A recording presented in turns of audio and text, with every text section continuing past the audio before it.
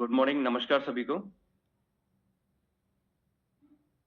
जैसा कि वीडियो के माध्यम से अभी हम सभी लोगों ने देखा है कि हम लोग बात कर रहे हैं डायबिटीज एंड मधु संयम रस के बारे में। तो मधु संयम रस के मोड ऑफ एक्शन को समझने से पहले हमें इसके रूट कोज को समझना चाहिए कि इसका रूट कोज क्या है, कि हमने क्या डिजीज को ध्यान में रखते हुए या क्या प्रॉब्लम को ध्यान में रखते हुए मधु संयम रस का निर्माण किया है। Basic problem is that diabetes. Diabetes क्या है?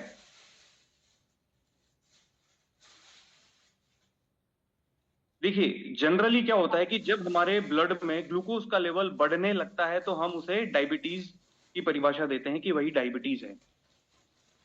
अब इस ग्लूकोज को हमारी सेल्स तक पहुंचाने का काम एक स्पेशल टाइप का हार्मोन करता है जिसे हम इंसुलिन कहते हैं।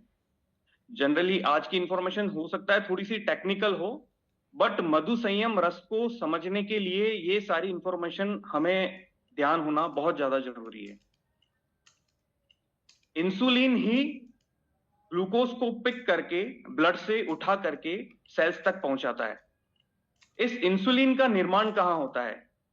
इंसुलिन का निर्माण हमारे पैनक्रियाज, जो कि एक वाइटल ऑर्गन है शरीर का, पैनक्रियाज की पैनक्रियाटिक ग्लैंड में जो बीटा सेल्स अवेलेबल होती है वहीं इंसुलिन का निर्माण होता है।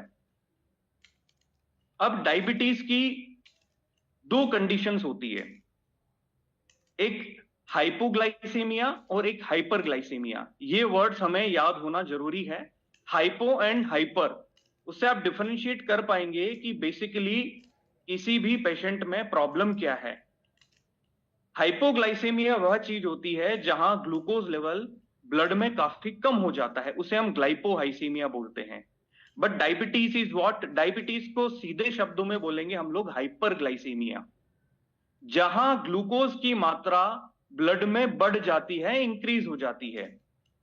ये बहुत सीधे शब्दों में और बहुत इजी शब्दों में हमें याद रखना है कि जहां ग्लूकोज की मात्रा हमारे ब्लड में बढ़ जाती है उसे हम हाइपरग्लाइसीमिया या फिर डायबिटीज मेलिटस बोलते हैं।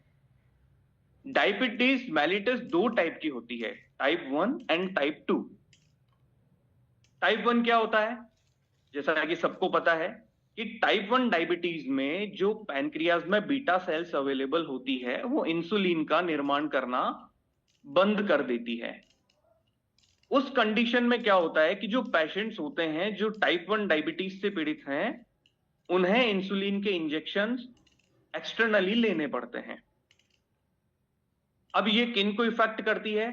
ये सबसे ज्यादा इफेक्ट करती है चिल्ड्रन को और यूथ को, और बहुत बड़ा रीजन है कि ये एक जनरेशन से दूसरे जनरेशन में भी ट्रांसफर होती है। ये सबसे बड़ा रीजन है। अब हम आते हैं टाइप 2 डायबिटीज पे। टाइप 2 डायबिटीज में क्या होता है, आपके शरीर में इंसुलिन का निर्माण तो बराबर हो रहा है, बट फिर भी ग्लूकोज का लेवल बढ़ा हुआ है। इसके पीछे के क्या रीजन है? इंसुलिन का निर्माण बराबर हो रहा है बट फिर भी ग्लूकोज लेवल बढ़ा हुआ है। Keep in mind that.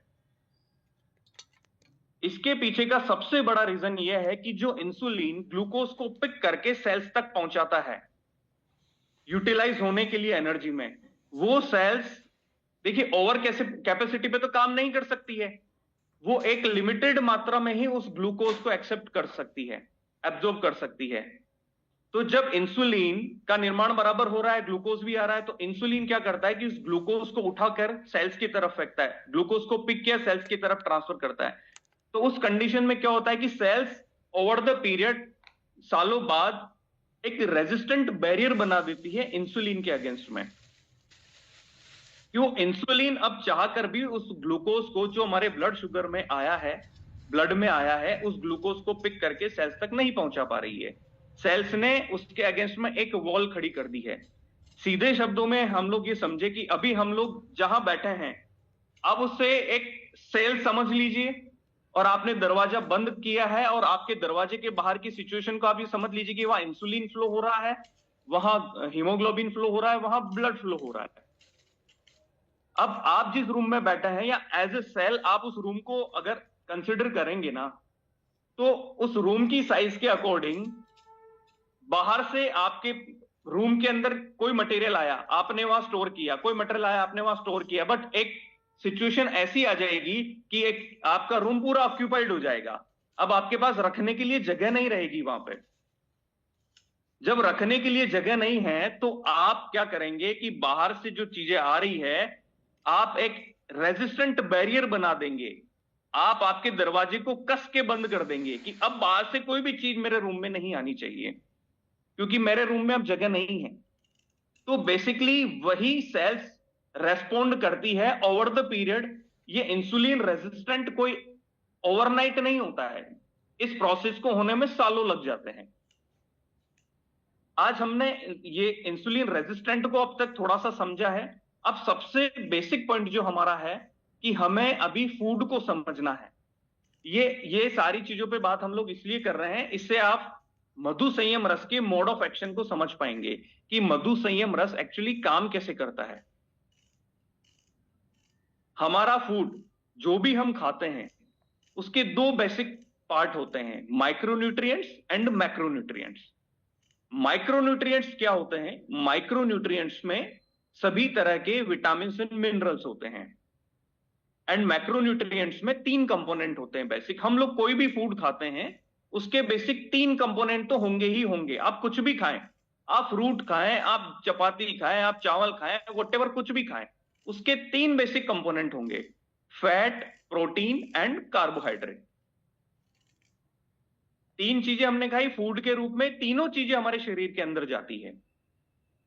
अब ग्लूकोज जब हम लोग फूड इंटेक करते हैं तो तीनों चीजें गई, फैट, प्रोटीन, कार्बोहाइड्रेट। जब कार्बोहाइड्रेट हमारे शरीर के अंदर जाता है तो वो ग्लूकोज के रूप में ब्रेक डाउन होता है।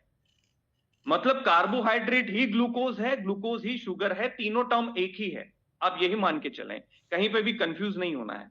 कार्बोहाइड्रेट, ग्लूकोज एंड शुगर एक ही टर्म है। तो वो कार्बोहाइड्रेट ग्लूकोज के रूप में ब्रेक डाउन होता है। फैट जो होता है वो फैटी एसिड के रूप में ब्रेक डाउन होता है, और जो प्रोटीन होते हैं वो अमीनो एसिड्स के रूप में ब्रेक डाउन होते हैं। अब तीनों के ब्रेकडाउन में कैटलिस्ट काम करता है। ये थोड़ा सा टेक्निकल वर्ड है बट इसे समझना जरूरी है। वो डाइजेस्टिव एंजाइम्स होते हैं बेसिकली। और ये डाइजेस्टिव एंजाइम बनाता कौन है? ये डाइजेस्टिव एंजाइम हमारी पैनक्रियाज ही बनाती है। कार्बोहाइड्रेट को ग्लूकोज में ब्रेकडाउन करने के लिए जो रेस्पॉन्सिबल एंजाइम है, डाइजेस्टिव एंजाइम, उसे हम अमाइलेज बोलते हैं। फैट को डाइजेस्ट करने के लिए जो रेस्पॉन्सिबल एंजाइम है उसे हम लाइपेज बोलते हैं। और प्रोटीन को डाइजेस्ट करने के लिए जो रेस्पॉन्सिबल एंजाइम है, हम उसे प्रोटीएज बोलते हैं। अब डायबिटीज में सबसे बड़ा रोल कार्बोहाइड्रेट का है, तो हम फैट और प्रोटीन पे आज बात नहीं करेंगे, हम आज बात करेंगे केवल कार्बोहाइड्रेट पे। क्योंकि मैंने आपको जैसे बताया कि कार्बोहाइड्रेट ही ग्लूकोज है और वही शुगर है। अब कार्बोहाइड्रेट का जो ब्रेकडाउन है वो हमारे मुंह से ही शुरू हो जाता है। आप समझिएगा, जैसे हमने फूड इंटेक किया उसके बाद में कार्बोहाइड्रेट का ब्रेकडाउन हमारे मुंह से ही स्टार्ट हो गया है। अब हमारे मुंह में सलाइवरी ग्लैंड होती है जो सलाइवा बनाती है, जो लार बनाती है। उसी लार में डाइजेस्टिव एंजाइम होता है लाइपेज, जो रेस्पॉन्सिबल होता है कार्बोहाइड्रेट को ब्रेकडाउन करने में। वो कार्बोहाइड्रेट ब्रेकडाउन होके ग्लूकोज के रूप में शरीर के अंदर पहुंचता है। बिल्कुल इसे ना एज ए पिक्चर दिमाग में बिठाइए तो मधु संयम रस को समझने में बड़ा इजी रहेगा। कार्बोहाइड्रेट टूट के ग्लूकोज के रूप में आपके ब्लड में पहुंचा है। अब इंसुलिन जो प्रोड्यूस कर रहा है पैनक्रियाज, वो इंसुलिन का काम है कि उस ग्लूकोज को उठा करके सेल्स तक पहुंचाना है। अब हम थोड़ा एक टर्म और रहेगी ग्लाइसेमिक लोड, उस पर थोड़ा बाद में आएंगे। सबसे पहले हम एक वाइटल ऑर्गन के बारे में और समझेंगे जो रेस्पॉन्सिबल है, एज वेल एज जैसा पैनक्रियाज है वैसे ही वो वाइटल ऑर्गन रेस्पॉन्सिबल है डायबिटीज में। वो वाइटल ऑर्गन कौन सा है? वो वाइटल ऑर्गन है लीवर। लीवर का स्वस्थ रहना भी बहुत ज्यादा जरूरी है, क्योंकि डायबिटीज की वजह से लीवर खराब हो सकता है या खराब लीवर की वजह से डायबिटीज हो सकती है, वाइस वर्सा। तो हमारे लीवर का भी स्वस्थ रहना बहुत ज्यादा जरूरी है, क्योंकि लीवर हमारे शरीर की एक फैक्ट्री है जहां सारे मेटाबॉलिक फंक्शनिंग सारी लीवर में होती है। लीवर एक ऐसी जगह है जो हर माइक्रोन्यूट्रिएंट को स्टोर करती है और वो बॉडी में सप्लाई, जैसे बॉडी को नीड होती है वैसे सप्लाई देती है। तो हमने जैसे कार्बोहाइड्रेट खाया, उसका डाइजेस्टिव सिस्टम में जाके डाइजेशन हुआ, तो उसकी जो नेक्स्ट प्रोसेस रहेगी वो मेटाबॉलिज्म रहेगी कि हमने ग्लूकोज तो खाया, अब ग्लूकोज यूटिलाइज कैसे होगा, ग्लूकोज कन्वर्ट कैसे होगा, ग्लूकोज एनर्जी में कैसे कन्वर्ट होगा। ग्लूकोज के एनर्जी में कन्वर्ट होने वाले प्रोसेस को ही हम लोग मेटाबॉलिज्म बोलेंगे।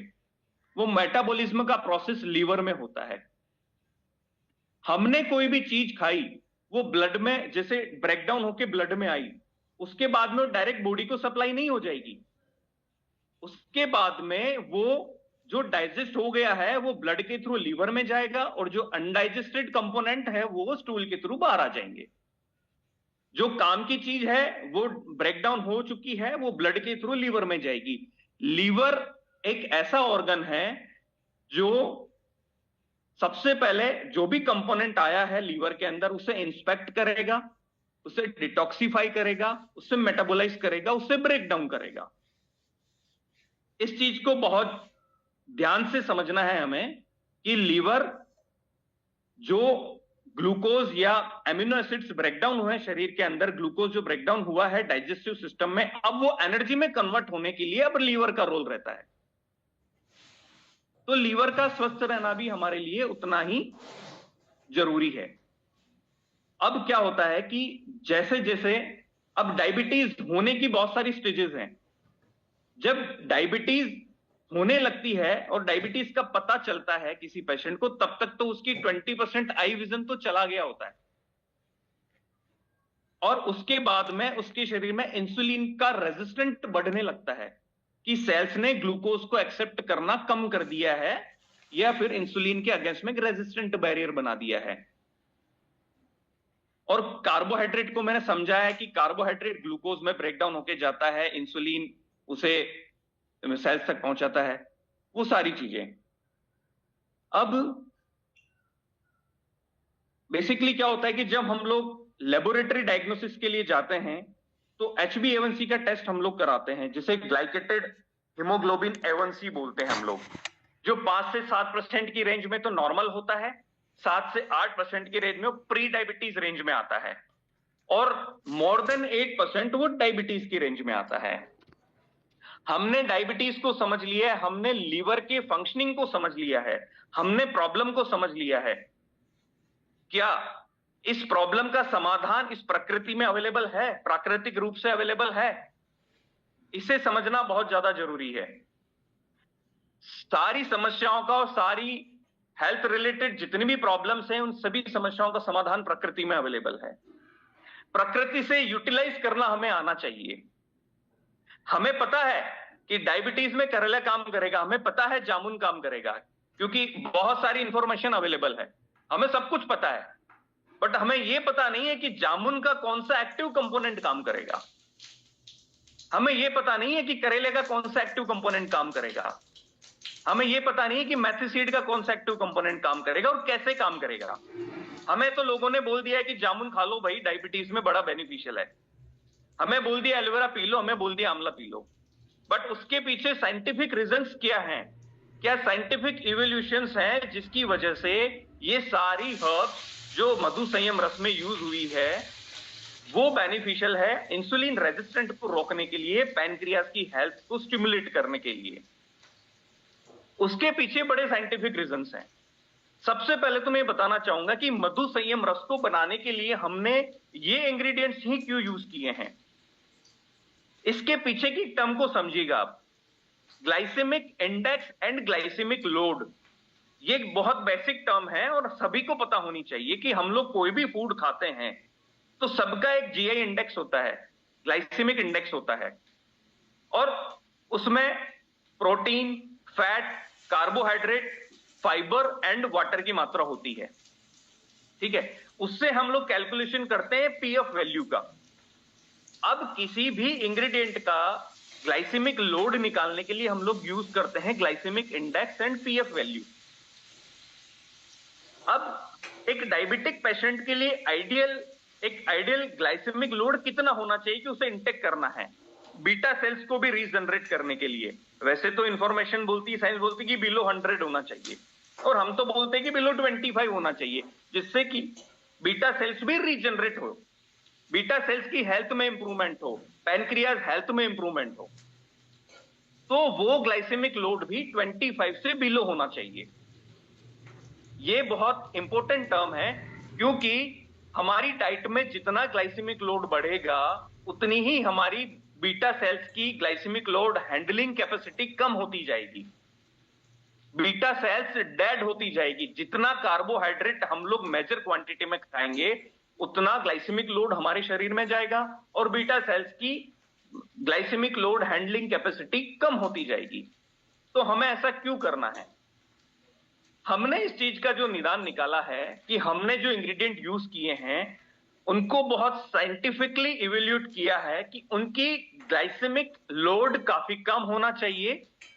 उसके बाद में जो हमने आपको जो सारी प्रॉब्लम्स बताई है, और जो एक डायबिटिक पेशेंट खुद समझते हैं कि उनके शरीर में प्रॉब्लम क्या है, कि इंसुलिन ने रेजिस्टेंट बैरियर बना दिया है, सॉरी सेल्स ने रेजिस्टेंट बैरियर बना दिया है, इंसुलिन इनएक्टिव हो गया है, इंसुलिन को उसकी एक्टिविटी बहुत वीक हो गई है ग्लूकोज को पिक करने की। तो glycemic load must be less than 25। तो हमारे जितने भी इंग्रेडिएंट्स हैं उनका ग्लाइसेमिक लोड लेस देन 25 है, जिसे हमने कैलकुलेट किया है with the help of glycemic index and PF value. PF value is the sum of fat, protein and fiber. Fiber जिस इंग्रेडिएंट में होगा उसकी पीएफ वैल्यू भी कम आएगी। अब देखिए, हमारे पास जितने भी इंग्रेडिएंट हैं सब रिच सोर्स ऑफ फाइबर है, रिच सोर्स ऑफ फाइबर है, इनमें रिच एंटीऑक्सीडेंट हैं। अब ये एक अगेन एक टेक्निकल टर्म हम लोग यूज करेंगे, उसे हम बोलते हैं कि पॉलीफिनॉल्स। इन सभी में पॉलीफिनॉल पाया जाता है, वो क्योंकि हमारे शरीर में जो ऑक्सीडेटिव स्ट्रेस होता है उसे कम करते हैं। थोड़ा सा टेक्निकल है अगेन। और ऑक्सीडेटिव स्ट्रेस क्या होता है कि जो इंसुलिन फ्री फ्लो कर रहा है, जो हमने जो देखा है कि रेटिनोपैथी जो होती है, जो आई की जो सेल्स होती है जो बहुत वीक होती है, ऑलरेडी बहुत थिन होती है, जो फ्री रेडिकल इंसुलिन जो as a free radical flow कर रहा है वो आपकी आई की सेल्स को भी डैमेज कर देता है। तो इस वजह से रेटिनोपैथी होती है। तो वो फ्री रेडिकल्स को स्टिमुलेट करना, उन्हें कम करना, ऑक्सीडेटिव स्ट्रेस को कम करना, उसके लिए हमें क्या चाहिए? एंटीऑक्सीडेंट चाहिए। ये सारे ingredients rich source of antioxidants हैं। जैसा कि मैंने आपको बताया कि हमने ये सारे इंग्रेडिएंट्स नॉर्मली नहीं पिक कर लिए हैं, हमने इनको स्टडी किया है और हमने इनके इफेक्ट्स को देखा है कि इनके जो एक्टिव कंपोनेंट है, जो फाइटोमोलिक्यूल्स है, जो फाइटोन्यूट्रिएंट्स है, वो कैसे काम करते हैं डायबिटीज के लिए इंसुलिन रेजिस्टेंट में। जैसे सबसे पहला इंग्रेडिएंट हम लोग पिक करें तो जामुन।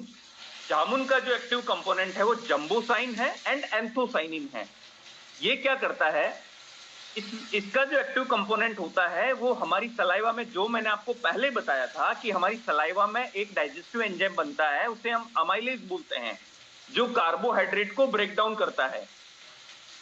जामुन का वही एक्टिव कंपोनेंट उसी अमाइलेज को ब्लॉक कर देता है। उसको ब्लॉक करने से क्या होता है कि कार्बोहाइड्रेट का ब्रेकडाउन बहुत स्लो हो जाता है और बहुत स्लो रेट पे वो ग्लूकोज में कन्वर्ट होता है। जब आपके शरीर में ग्लूकोज कम मात्रा में जाएगा तो इंसुलिन को भी उतना ही काम करना पड़ेगा, और इंसुलिन उतना ही ग्लूकोज उठा के सेल्स से बनाए, तो धीरे धीरे सेल्स अपना रेजिस्टेंट बैरियर खत्म करेगी इंसुलिन को लेकर। कि सारा जो काम है कि हमें कार्बोहाइड्रेट के ब्रेकडाउन को स्लो डाउन करना है। ये एक साइंटिफिक इसके पीछे रिसर्च है कि जो हम लोग खा रहे हैं, जो हम लोग इंटेक कर रहे हैं, उस कार्बोहाइड्रेट के ब्रेकडाउन को बड़ा स्लो डाउन कर देना है। ग्लूकोज कम मात्रा में जाएगा, इंसुलिन उसे पिक करेगा और सेल्स तक पहुंचाएगा। सेल्स के पास भी उसकी कैपेसिटी के अकॉर्डिंग ही ग्लूकोज पहुंच रहा है, तो सेल्स अपना रेजिस्टेंट बैरियर धीरे धीरे धीरे धीरे कम करती जाएगी। तो आपके ब्लड में जो शुगर का लेवल आपको अभी दिख रहा है वो धीरे धीरे धीरे धीरे कम दिखेगा ओवर द पीरियड। हो सकता है 15 दिन में कम दिखे, हो सकता है 30 दिन में कम दिखे। ये मैं फास्टिंग शुगर की भी बात कर रहा हूं, या मैं पीपी शुगर की भी बात कर रहा हूं, एज वेल एज HbA1c जो ग्लाइकेटेड हीमोग्लोबिन A1C होता है उसकी वैल्यू भी आपकी, अगर आप डायबिटिक हैं तो आप प्री डायबिटिक रेंज में आएंगे, और अगर आप प्री डायबिटिक रेंज में हैं तो आप नॉर्मल रेंज में आएंगे, क्योंकि आपने क्या किया कि कार्बोहाइड्रेट के ब्रेकडाउन को स्लो डाउन कर दिया है। और जो सेल्स की जो बैरियर बनी है, सेल्स ने जो बैरियर बनाया है, सेल्स ने अपना बैरियर हटा दिया है, धीरे धीरे कम किया है। तो इंसुलिन ने ग्लूकोज पिक करके सेल्स में ट्रांसफर कर दिया, वही ग्लूकोज सेल्स यूटिलाइज करेगी एज एन एनर्जी। देखिए, कार्बोहाइड्रेट एज ए फ्यूल काम करता है हमारे शरीर के अंदर। अगर हमारे शरीर में कार्बोहाइड्रेट नहीं है तो हमें एनर्जी नहीं मिलेगी। अगर ग्लूकोज कम मात्रा में हो जाएगा ना तो हमें बहुत ज्यादा दिक्कतें होगी। तो ग्लूकोज तो होना जरूरी है, बट एक सर्टेन लिमिट तक, जितना कि इंसुलिन उसे पिक करके सेल्स तक पहुंचाए, सेल्स उसे वो रेजिस्टेंट बैरियर ना बना पाए। राइट नाउ नेक्स्ट कंपोनेंट है हमारा एलोवेरा। एलोवेरा में जो एक्टिव कंपोनेंट होते हैं वो पॉलीसेकेराइड्स, ग्लूकोमेनन, एसमेनन, यह भी एंटीऑक्सीडेंट होते हैं और यह भी आपके ग्लूकोज लेवल को मेंटेन करते हैं और पैनक्रियाज की हेल्थ को भी स्टिमुलेट करते हैं। नेक्स्ट बहुत इंपॉर्टेंट है आंवला। हमने सबने सुना है, हमें पता है, हर व्यक्ति को पता है कि it's a rich source of vitamin C. Again it's a rich source of fiber. Again it's a rich source of polyphenols, flavonoids and tannins. जो टैनिन कंटेंट है, हमने आंवला यूज किया है, बट आंवला का जो एक्टिव कंपोनेंट है, फाइटोन्यूट्रिएंट है, हमने टैनिन यूज किया है। क्यों? उसी टैनिन का यूज है कि वो अगेन कार्बोहाइड्रेट के ब्रेकडाउन को स्लो डाउन करेगा और इंसुलिन को स्टिमुलेट करेगा, पैनक्रियास को स्टिमुलेट करेगा, उसी ग्लूकोज को पिक करके सेल्स तक पहुंचाएगा। सेल्स धीरे धीरे अपनी एक्टिविटी बहुत अच्छे से इंसुलिन के अगेंस्ट में करेगी, इंसुलिन को अच्छे से रेस्पॉन्ड करेगी और इंसुलिन अच्छे से ग्लूकोज को सेल्स तक पहुंचा पाएगा और वो ग्लूकोज यूटिलाइज होकर एनर्जी में कन्वर्ट होगा। तो सारे कंपोनेंट इसी तरीके से काम करते हैं। अगेन नेक्स्ट जो कंपोनेंट है हमारा मेथिसीड। मेथिसीड में सॉल्युबल फाइबर होता है और इसका एक्टिव कंपोनेंट ट्राइगोनेलिन होता है। ठीक है, यह भी आपके डाइजेस्टिव सिस्टम को या डाइजेस्टिव प्रक्रिया को थोड़ा स्लो कर देता है, ब्लड शुगर को धीरे धीरे कम करता है। टाइप 2 डायबिटीज में हम समझ रहे हैं ना कि इंसुलिन रेजिस्टेंट बन चुका है, तो वो सारी प्रक्रियाओं पे ये सारे इंग्रेडिएंट काम करते हैं। तो हम मधु संयम रस में एक आम इंग्रेडिएंट नहीं ऐड करके हमने फाइटोन्यूट्रिएंट्स ऐड किए हैं, फाइटोमॉलिक्यूल्स ऐड किए हैं, जो बहुत अच्छे तरीके से एक्टिवली रेस्पॉन्ड कर सके, एक्टिवली सेल्स को उस तरीके से बूस्टअप कर सके कि वो ग्लूकोज को एक्सेप्ट करें और अपना इंसुलिन रेजिस्टेंट बैरियर को खत्म करें। यही फाइटोमॉलिक्यूल्स आपको शरीर में ऑक्सीडेटिव स्ट्रेस को भी कम कर रहे हैं और बाकी जो दूसरी प्रॉब्लम्स भी हो रही है, लीवर के स्वास्थ्य को भी अच्छे से बना के रख रहे हैं। राइट, अब हमने ये कर ली सारी थ्योरेटिकल बातें। ठीक है, इसके पीछे एविडेंस क्या है? थ्योरेटिकल बात नहीं है। वैसे तो नॉर्मली जो मार्केट में चल रहा है वो ऐसे ही चल रहा है कि हमने आमला डाल दिया, मेथी डाल दिया, ये डाल दिया, बट हमने तो सारे फाइटोन्यूट्रिएंट्स डाले हैं, फोर्चो डाले हैं। अब ये सारी बातें तो हमने कर ली, अब इसके पीछे का एविडेंस क्या है हमारे पास में? सर एविडेंस तो पेपर पे आते तभी सब लोग ट्रस्ट करते हैं ना सर, जब लोगों को फायदा पहुंचता है तभी ट्रस्ट होता है ना सर। तो हमने 90 डेज का क्लिनिकल ट्रायल कंडक्ट करा है 70 पेशेंट्स पे। 70 पेशेंट्स पे सिंगल आर्म क्लिनिकल ट्रायल हम लोगों ने रन करा है। ये प्रोसेस काफी टाइम से चल रहा है हमारा। हमने इंटरनल ट्रायल्स भी रन किए हैं, हमने क्लिनिकल ट्रायल्स भी रन किए, जो रैंडम पेशेंट्स हम लोगों ने पिक किए, जिन्हें हम नहीं जानते हैं, वो रैंडम पेशेंट्स इंडिया के हर कोने से हम लोगों ने पिक किए हैं, सैंपल्स गए हैं और क्लिनिकल ट्रायल के ये सारा एक CTRI के अंडर में सारा रजिस्ट्रेशन हुआ है और क्लिनिकल ट्रायल कंडक्ट कराया हम लोगों ने। तो ये है सर प्रैक्टिकल इंफॉर्मेशन और प्रैक्टिकल रिजल्ट सामने, कि जहां हमने HbA1c के रिजल्ट्स को 20%, 18 to 20% तक सुधारा है। ये 30 डेज का मैं अगर एक रिजल्ट की बात करूं तो 7 से 4 पेशेंट का जो हमने फॉलोअप लिया था, तो उनके एलोपैथिक मेडिसिन भी डॉक्टर ने बंद करने के लिए बोल दिए थे। Allopathic medicine is what? Metformin. Metformin के नुकसान क्या है सर? मेटफॉर्मिन आप लेंगे, एक छोटी सी गोली लेंगे, अगेन वो कार्बोहाइड्रेट के ब्रेकडाउन को स्लो डाउन करेगा, ग्लूकोज में धीरे से स्लो करेगा, धीरे से ब्रेकडाउन करेगा। बट मेटफॉर्मिन का नुकसान यह है कि वो लीवर जो स्टोर कर रहा है ग्लूकोज को, तो वो उस प्रोसेस को बंद कर देगा, उससे आपकी सेल्स टिश्यूज को डैमेज होगा। हम ये किसी से कंपेयर नहीं कर रहे हैं, बट ये सच्चाई है, ये साइंटिफिकली प्रूवन है कि ये मेडिसिन से ये नुकसान होते हैं। But what we are doing, हमने HbA1c के लेवल को 18 to 20% तक कम किया है, हमने फास्टिंग प्लाज्मा को 26% तक कम किया है, और हमने पीपी ग्लूकोज को 32% तक कम किया है, जो कि अपने आप में बहुत अच्छे और जबरदस्त रिजल्ट्स हैं। और यह 90 दिनों तक चलने वाला क्लिनिकल ट्रायल था, जिसमें किसी भी पेशेंट को कोई साइड इफेक्ट नहीं हुआ। इवन उनकी लाइफस्टाइल में बहुत सुधार हुआ, उन्होंने भी कुछ चेंजेस किए। देखिए, सबसे पहली चीज, पहला पॉइंट ये कि food is the first line of health care. अगर हमारा फूड अच्छा होगा तो हम लोग, और हमारी लाइफस्टाइल अच्छी होगी तो हम लोग किसी भी बीमारी से निजात पा सकते हैं। तो एक बेसिक नॉलेज और एक डिसिप्लिन, वो अगर हम लोग फॉलो करेंगे तो हम किसी भी बीमारी से, कोई भी बीमारियों से निजात पा सकते हैं। प्रॉपर नेचुरल मेडिकेशंस हमारे लिए बहुत ज्यादा जरूरी है।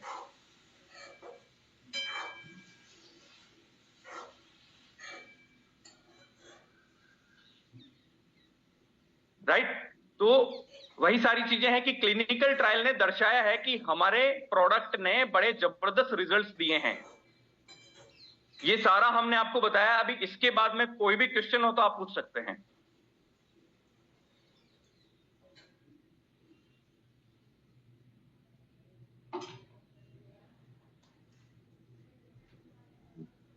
स्क्रीन शेयर थोड़ा